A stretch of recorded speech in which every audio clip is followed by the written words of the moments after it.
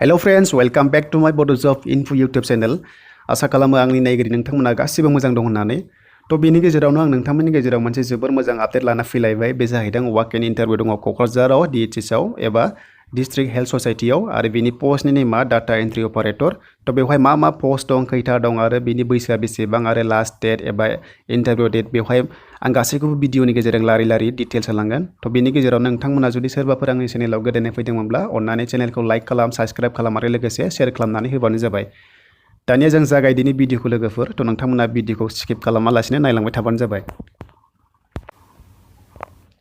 नोंथांमोना बेवहाय नुनो मोनदों नटिसखौ नुदों, बेयो जादों नेशनेल हेल्थ मिशननि आन्डाराव जागोन डिस्ट्रिक्ट हेल्थ ससाइटियाव क'क्राझाराव आरो बेनि प्लेसआ जागोन इन्टारभिउ प्लेसआ जागोन conference hall joint director of health services हाब्रुबारि केम्पास नियर निउ फ्लाइओभार क'क्राझाराव जागोन आरो बेनि डेटआ जादों 13 जुनाव जागोन। बेनि अरेल डेटआ 13 जुनाव जागोन आरो बेवहाय नोंथांमोना खुनु एग्जाम जाया, रिटेन होनो नाङा, डाइरेक्ट अरेल जागोन आरो बेनि पस्टनि नेमा बेवहाय दङ डाटा एन्ट्रि अपारेटर आरो बेनि क्वालिफिकेसना बेवहाय दङ नोंथांमोना 12 पास जानांगोन आरो लोगोसे कम्पिउटार सार्टिफिकेट थानांगोन आरो नोंथांमोननि बैसोआ 18 निफ्राय लानानै 40 नि गेजेराव जानांगोन।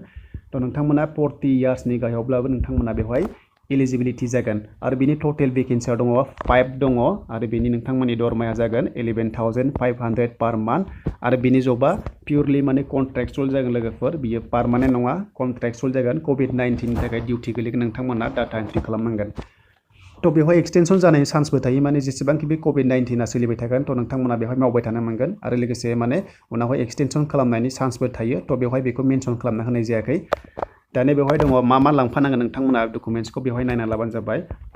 नोंथांमोना गासैखौबो डकुमेन्ट्सखौ लांफानांगोन अरिजिनेलखौ इन्टारभिउ समाव आरो नोंथांमोना गासैखौबो डकुमेन्ट्सखौ सेल्फ एटेस्टेड होनांगोन फट'कपिसाव आरो बेजों लोगोसे नोंथांमोना 10 तानि गेजेराव सहैनांगोन। 10 तानिफ्राय नोंथांमोननि इन्टारभिउखौ लानाय जागोन आरो बेवहाय नोंथांमोनखौ थांनाय फैनायनि थाखाय जेबो खरसा होनाय जानाय नङा होननानै बेवहाय लिरनाय दङ।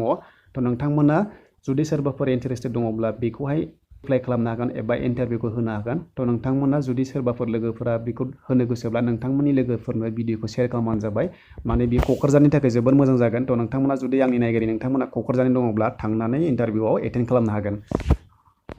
तो नोंथांमोना भिडिअखौ नायनानै मोजां मोनदोंबा लाइक खालामनो दाबाव, साबस्क्राइब खालामनो दाबाव आरो लोगोसे हाजासे शेयार खालाम आरो लोगोसे नोंथांमोननि अननाय मोनबाय थायोब्ला आं गासैखौबो भिडिअखौ लेटेस्ट ओंखारब्लानो आं बेवहाय गासैखौबो पस्ट होबाय थागोन। तो नोंथांमोना आंनि चेनेलखौ भिजिट खालामबाय थाबानो जाबाय। तो बेनि गेजेरावनो बेखिनिखौ होननानै नोंथांमोननि गेजेराव भिडिअखौ फोजोबनाय जाबाय लोगोफोर।